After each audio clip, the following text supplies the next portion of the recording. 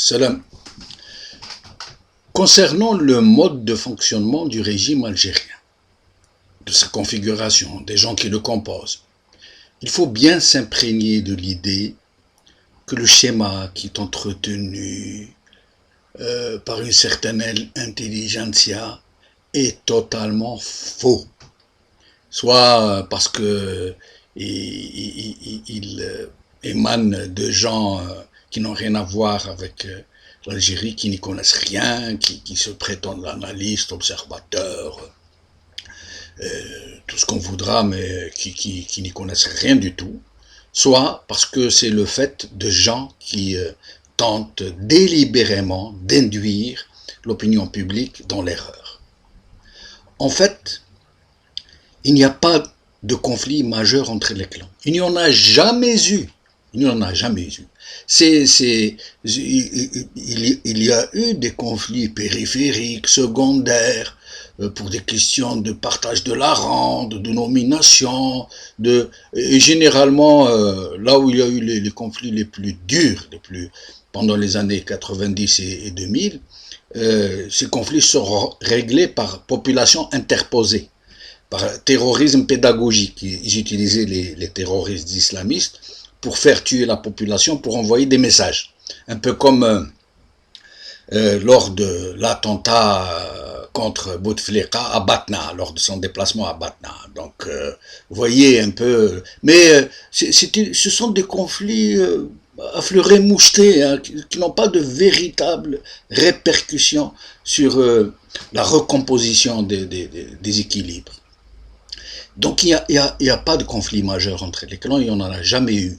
Et certains personnages ou certains généraux du régime qui passaient pour être très importants, qui pesaient de tout leur poids, n'étaient rien du tout, généralement. Ce sont des personnages de second ordre qui sont mis en avant et qui ne représentent pas grand-chose réellement dans les équilibres du pouvoir. Ce sont des gens, généralement, qui ont été récompensés pour services rendus, parce qu'ils ont été atroces, parce qu'ils ont été barbares, parce qu'ils ont exterminé les populations, et puis le jour où ils ne servent plus, ils les mettent au rencard. Et le pouvoir n'a jamais été entre les mains d'une seule personne. Il faut bien s'en imprégner. Ni Tawfiq, ni Tartampion. Le pouvoir a toujours été collégial, entre les mains d'une clique. Et c'est une clique qui change d'homme à chaque fois. Ce ne sont pas toujours les mêmes. Mais jamais un seul homme n'a vraiment tout contrôlé. C'est faux. Cette idée est fausse. Elle est complètement à côté de la plaque. Il y a des personnages qui sont plus importants que les autres. Par exemple, aujourd'hui, contrairement à ce que pensent beaucoup de gens, nous pouvons dire que le baron le plus important du régime est Saïd Bouteflika. Après son frère. Avant, c'était son frère qui était l'homme qui avait réussi à devenir l'homme le plus important du régime. Pourquoi? Comment? En achetant tout le monde. Il a profité de cette manne qui était descendue du ciel, des hydrocarbures, de la flambée des prix. Il a acheté tout le monde. Il a nommé les généraux par dizaines. Aujourd'hui, on a plus de 200. Il a nommé des colonels par milliers. Du moins par plusieurs centaines, et chacun a eu son enveloppe discrète, où chacun a eu sa rente, et il a acheté tout le monde. Il a réussi à faire engouffrer dans le premier cercle de décision de très nombreuses personnes, ce qui fait que en dispersant la décision, il a réussi à en devenir le principal décideur.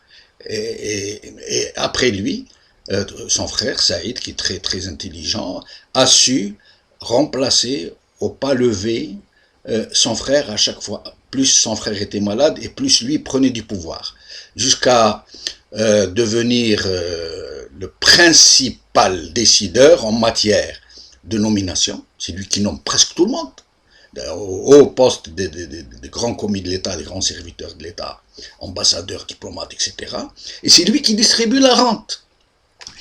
Les parts de rente, les brisées, les chasses gardées des uns et des autres, c'est lui qui décide. Et c'est lui qui dégomme Quand quelqu'un ne lui plaît pas, c'est lui qui le révoque, qui le limoge. Donc c'est ça qui lui a donné, qui a fait qu'aujourd'hui, c'est l'homme le plus puissant du régime. Mais il n'est pas seul. Il n'est pas seul. Avec lui, aujourd'hui, il y a Gaïd Saleh, il y a Tawfiq, il y a d'autres généraux du DRS, il y a d'autres généraux du haut commandement, et des généraux des régions militaires. Il ne faut pas oublier. Des généraux qui sont à la tête d'unités de combat. C'est très important. Les forces de l'argent, dont on parle beaucoup ces derniers temps, dont on dit qu'ils sont au milieu du pouvoir, au sein du pouvoir. Là aussi, c'est une thèse farfelue, c'est une thèse qui est généralement destinée à tromper les gens, dont certains se servent pour faire croire des choses, comme Yahya, à un certain moment, qui s'en servaient beaucoup. En vérité, les forces de l'argent, qui sont très présentes à la périphérie du pouvoir, ne font néanmoins pas, ils font cependant pas partie du noyau central. Pas une seconde. Elles sont complètement exclues d'une présence au niveau du noyau central, au niveau décisionnel. Mais il n'empêche qu'elles restent très influentes. Pourquoi? Parce qu'elles font partie des parentèles, elles font partie des clientèles, et surtout des associés des principaux barons. Ce sont des gens qui brassent des milliards de dollars et qui investissent des milliards de dollars d'une manière générale des capitaux faramineux dans les fonds d'investissement. Et ce sont des fortunes troubles. Parmi toutes ces fortunes, tous ces gens qui sont devenus subitement milliardaires, il n'y a pas une seule fortune qui soit claire. Elles sont toutes troubles. Et ces gens qui se présentent généralement sous le qualificatif pompeux de capitaines d'industrie ne sont que des flibustiers et des grands opportunistes. Il faut savoir aussi que tous les barons du régime, tous, sans aucune exception, tous les barons importants, du plus important au moins important, du moins important au plus décisif, ces gens-là ont des liens familiaux entre eux.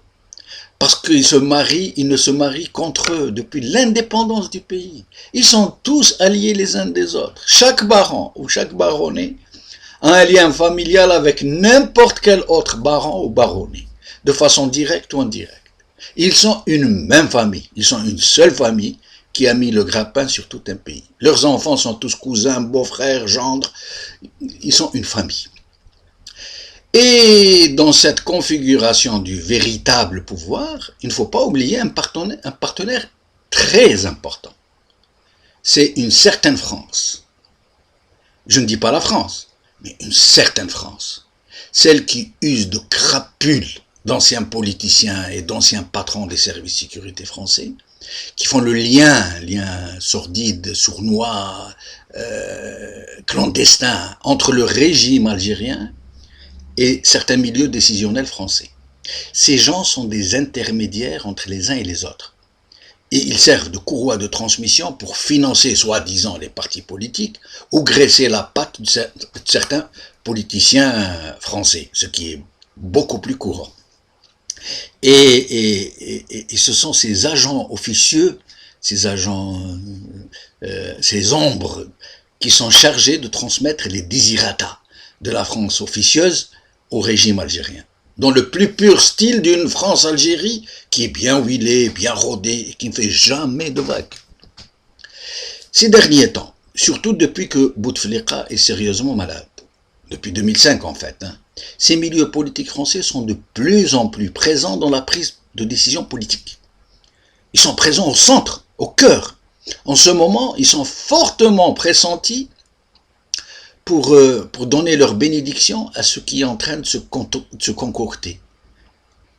On ne sait pas encore, soit une prolongation de l'actuel mandat de Bouteflika pour préparer le lancement de Saïd Bouteflika, parce que s'il y a un quatrième mandat, Bouteflika ne pourra pas faire de campagne électorale puisqu'il a perdu toutes ses facultés mentales et intellectuelles, donc il ne pourra pas faire de discours, il ne pourra pas parler aux gens. Il est devenu juste une vitrine, une façade, qui normalement censé lancer Saïd Bouteflika. Soit, ce qui pourrait se concocter aussi, c'est de mettre directement Saïd Bouteflika en orbite. Et le rôle de la France dans cette prise de décision est devenu tellement important qu'il en est devenu central, voire décisif. En fait, c'est un véritable complot, pour appeler les choses par leur nom, ourdi par un régime de crapules, avec la complicité agissante de la France. Et cela, tôt ou tard, le peuple algérien le saura, le peuple algérien le découvrira. Ce jour-là, la France regrettera d'avoir préféré la complicité avec des bandits à un partenariat avec un État algérien démocratique, réellement démocratique. La responsabilité d'une certaine France, je ne dis pas de la France, d'une certaine France, est très lourde dans ce qui se passe en ce moment en Algérie. Nous y reviendrons.